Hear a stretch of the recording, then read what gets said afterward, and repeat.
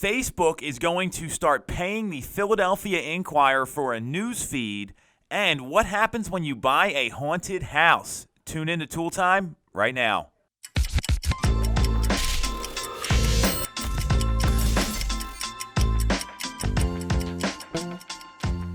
Welcome back to Toole Time. I'm Tom Toole. She is Jess Lion. And hello.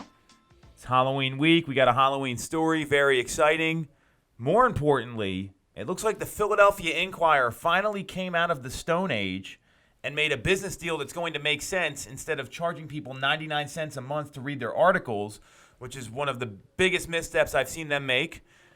If you don't know it, read more than, 7 or 8 articles, then you get charged and there's a paywall. Is that how it works right now? That's how it works. Is that still going to be the case even after this? I don't know. So the I think story they're still going is... to charge us that penny. Well, it's 99 cents, so it'll be $1.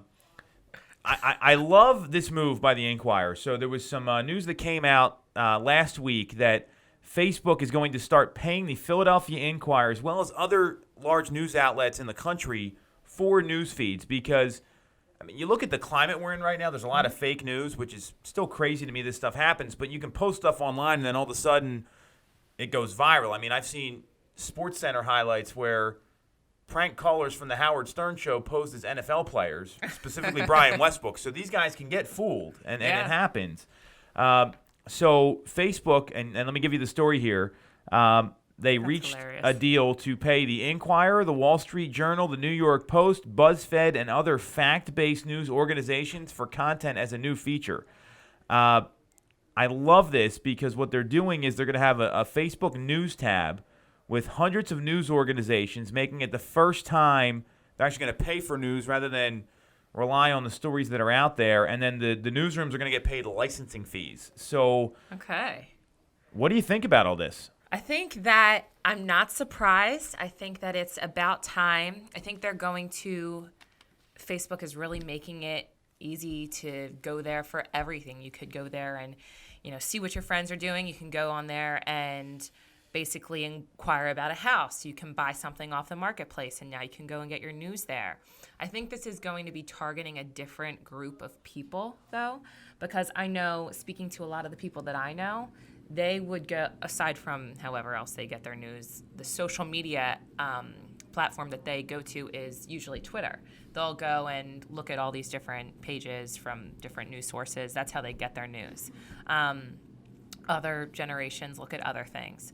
I think that Facebook is maybe going to be able to target maybe a little bit of an older demographic. Not too old, and I don't even know the numbers, but I wouldn't use Facebook to look at my news. I would definitely look at probably Instagram, and obviously Facebook and Instagram are linked, so maybe it'll transfer onto Instagram, so that'd be pretty cool. Well, so the challenge with that might be the actual text or written word because you're not getting that on Instagram. I mean, Instagram's typically And you probably photo-based. don't want it, when you're scrolling through your feed on Instagram, a news story, that would actually piss me off pretty much. So, well, that would probably be against the platform. But your point, though, which I like, is that they are getting legitimate news coming to their site. You mentioned something there about an older demographic. The highest growing population of Facebook users right now is 55 and up. That's where they see the most growth.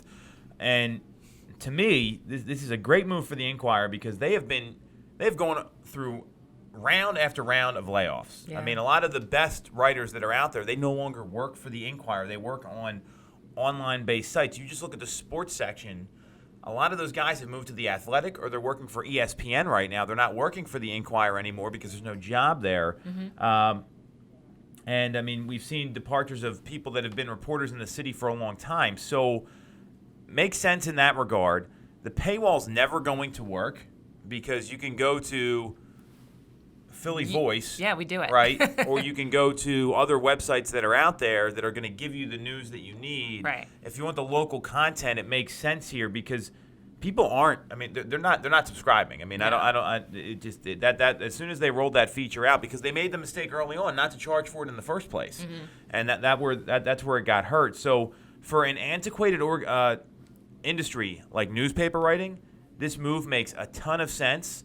The deal's estimated to be about $500,000 a year for the Inquirer. I'm sure bigger news organizations are going to get paid a few million or even more, according to the reports. So the fact that And then, additionally, I mean, you might actually drive subscriptions up because you get the click through and they want to read more local information. This can really make a lot of sense for the Inquirer. So instead of fighting technology, they actually embraced it, which is the way to go in 2019. So I love this move. Yeah. Very smart move by them. And it's also coming from an area we're not in New York. We're not in L.A. The news here. We're in Philly. Well, but the news here is the local news is always the biggest driver for any local TV station is the local news broadcast. People want to get that local news. And if Facebook is taking advantage of that and giving it in a digital format that's easy to digest, it's going to work. Yeah. Right now, 2 billion people a day are logging into Facebook. Facebook is the internet. So I don't see how this is not going to work out for the Inquirer. I love what they did. I'm happy to see them get into the 21st century. Do you think this could maybe pose a little bit of maybe this could be an obstacle that they could face where Facebook kind of sways what articles are produced by the Inquirer or certain news outlets? Well, that would be up to the integrity of the newspaper because, I mean, newspaper writing is a lot different than online blogging. Yeah. They're required to have a couple absolutely. sources. I mean, if you look at the history of newspapers in general, I mean, it's always about protecting their source, having the right amount of sources. Usually they look for at least 2. Mm-hmm. And so I don't know that they're going to get swayed. I mean, that's where it's going to be up to the writers. And a lot of these writers, I mean, they're really passionate about actually delivering the news in the right way. So no different than a lot of other industries that are out there. So I don't know that they're going to sway it. I'm interested to see what happens with it. I mean, it's you don't know what's going to happen when something like this drops. All I know is that the Inquirer has been long the dinosaur in town of getting news out there, and they've been getting killed lately with their layoffs. So the fact that they're going the other way makes a lot of sense. I know my grandpa's going to love it. That's who uses Facebook.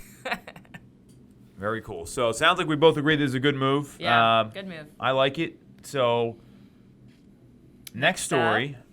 There was an article on Realtor magazine, actually, about people buying haunted houses. Riveting. So according to the article, nearly 60% of people who claim to have lived in a haunted house, so they didn't know their house was haunted until after they moved in, according to a survey from Realtor.com. 48% of the people that responded said items inside the house shifted on their own. 47% said rooms felt haunted. 46% said they felt like someone or something touched them, and 44% said the home had hot and cold spots, according to Realtor.com's 4th annual haunted house real estate report. What do you think about all this, Jess? Well, I think it's funny that you said nearly 60% of people, they didn't know that the home was haunted before they moved in. You think that's something that's going to be brought to your attention? I don't know, the roof is from 2014, the hot water heater's from, 2016, the house is haunted, you have a new patio. I don't think that's something that's going to be brought up in conversation. But I also think that you have to believe in this stuff to have it even matter. So for me, I wouldn't be worried about a haunted house. But some clients do get the heebie-jeebies, I guess. Yeah, so 23% of people, according to the report, said they felt they lived in a haunted house. And, I mean, again, this is something that you do have to believe in this. I mean, if you look at the answers, 21% said yes, they'd live in a haunted house. 21% said maybe. 54% said no. And then they asked it, would you live next to a haunted house? I mean, obviously, this is a very seasonal thing. It's not something that has to be disclosed. It's never been documented. This stuff actually exists, although there are some people that will contend with these haunted house shows, or that you can. There is scientific evidence that these things happen. Steph and I were talking about having a haunted stager on our team. Haunted. What would that entail? Give me some more information about that. They would just come through with Karen, and they would bring some lemons, bring some sage, get out any presents in your house, and that's included in our whole deal. I guess. So I just Googled scientific evidence of haunted houses, and the first thing said that you're a sucker if you believe this. Yeah, for real. I don't. I mean, I don't know. I would like to know though, and if something had happened in my house, say like a murder or I don't know, a suicide or something like that. I know. Correct me if I'm wrong, in Pennsylvania, you do not have to disclose that as a seller. But I would personally like to know before I bought a house because that would kind of creep me out. That's actually a funny you bring that up because I've been through this before. People have died in homes. I mean, That happens. right? Like it's not That's anything. where you live. Well, so You people might die. die in homes, right? And the only thing that's required to be disclosed is if there's like a health hazard for somebody. So like, let's say, and without getting to, maybe they had like radiation poisoning or something. Like that's a health hazard. And I'm not saying like that's the case, but it would have to be something pretty extreme like that. Yeah. And that's according to the PAR legal hotline. Like this is from the attorney on call at the PAR legal hotline. That's what they are. They're saying now with the stuff about was someone murdered in the house or those sort of things. That's where it's important to do some research on your own because there was a home in Wayne where there was a pretty nasty. It was a murder-suicide that happened a couple years ago, article, yeah. and there was some other pretty. I don't even remember what it was, but the point is there was a murder-suicide there, so everyone knew about it that lived in the area. Yeah. But it's not this. I mean, it's not something that legally you have to disclose. So that's where it's important to do your own research and actually understand what you're buying. Maybe Google the address or talk to your agent about it or talk to the neighbors. I mean, that's where you can often get a lot better intel than what's in a seller's disclosure statement. And there was another home, right? So this actually was it's called the In Cold Blood home, the site of the Clutter murders. And that was apparently a home in 1959 where a family of four was killed in the middle of the night by strangers. It's coming onto the market, and this is on Inman. So obviously they're talking about the same thing we are here. Yes. And it was built for $40,000 in the 40s and 50s, and now apparently it's going to hit the market. So I don't know what it'll be interesting to see if someone buys it. I mean, I'm sure these homes have to sell at a discount because some people just aren't going to be cool with it. Have you no ever had matter to deal what with happens. that? By what? Have you ever had to deal with that? I've never had a listing where that's been the case. No. But I mean, look at the what was the other? The 50 Shades of Grey home, right? Oh, yeah. People didn't buy that. I mean, it's different connotation, still probably a negative one. People don't want to deal with this stuff. I mean, when you think about sleeping in a place and like living there, if things like that happen, you don't have to disclose it. But when people know what went on, it's going to affect their decision. Yeah, murders. I would definitely want to know. Ghosts. I don't need to know.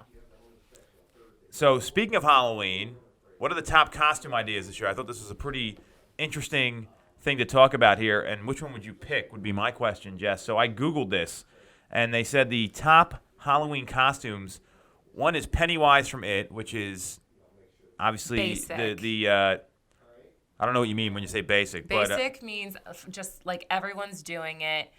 You're too common. So no, not that one. Okay. What like a witch, Spider-Man, dinosaurs. This was based on Google, but then when you look at most popular Halloween costumes, these were a little more interesting. So a White Claw was number one, which I thought was great. Yeah, that's good. I would wear that costume immediately. Google it. Then a tax bill, but like a funnier version of that. Scoops Ahoy. I guess that's from Stranger Things, so I never watched. I never watched it either.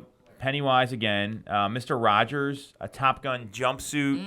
I think White Claw wins that one. Beyond Burger. I don't even know what that is either. Oh, it's the meatless burger. Oh, okay. That sounds good. I guess. JM could be that one. I would be a White Claw if I was dressing up for Halloween. You'd be a White Claw. I like the White Claw too. No question I was about Beyonce this year. That's my outfit of all time. My favorite one. What are you being? Nothing. I'll be a parent taking my kids around to get candy was all I'll be doing. So that's my plan. Snooze. Maybe a White Claw. We'll see. I only got a couple days. So actually, this will come out. You and Bridget should be White Claws. Well, she's handing out candy, so it's probably not going to happen. This is going to come out the day of Halloween, so we'll see if I can get something overnighted to my house. Okay. So what do we got for motivation this week? Motivation this week, we have a quote from Eleanor Roosevelt, obviously the First Lady in the 1930s and 40s, advocate for women's rights, civil rights, minority rights, so pretty awesome lady. She said, "You gain strength, courage, and confidence by every experience in which you really stop to look fear in the face. You are able to say to yourself, I lived through this horror. I can take the next thing that comes along."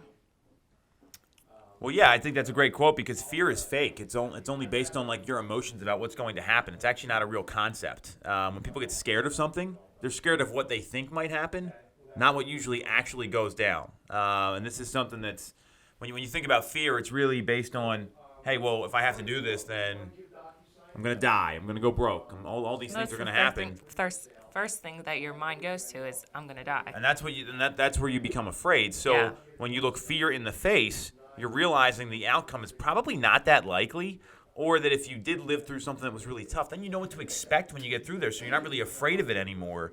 So she's obviously knows what she's doing, and a very wise woman, someone that historically changed the path of our country here. So She I love looks this fear quote. right in the face. I love this quote because Yeah.